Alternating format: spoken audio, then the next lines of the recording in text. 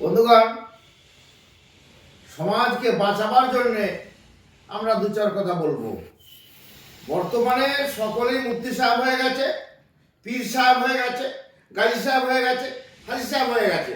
সেই পারবার কাগজ ছোট করা নয়, জালিদের কথা বলবো। হাফেজে জালি, আলেমে জালি, হাজিদে জালি, পীরও জালি, এখন ফকিরের জামায় থাকে না তালি। আমি বলছি মুমতাজুল মুহাদ্দিস নাসির আলী।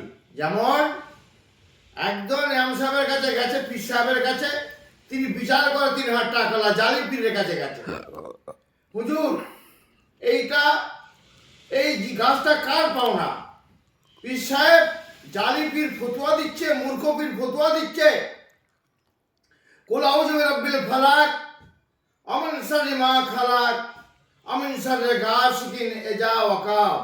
এই গাছটা গাসিকিন ইযা ওয়াকাব, এই গাছটা মা মরে গেলে খালাকে দিয়ে গেছে, ফতুয়া। ব্যাপারটা বুঝতে পারছেন? আজকাল বর্তমানে হাফেজ আলেম বাঁচা খুব মুশকিল। হাফেজ আলেমদের পীরদের বলিনি, সকলে পীর সেজা আছে, ধান্দাবাজি সেজা আছে। কে বলছে মুখ দেখে জান্নাতে যাব? 100% এরা জাহান্নামায় যাবে।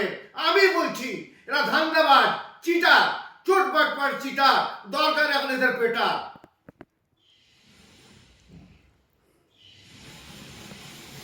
একদম ঠিক।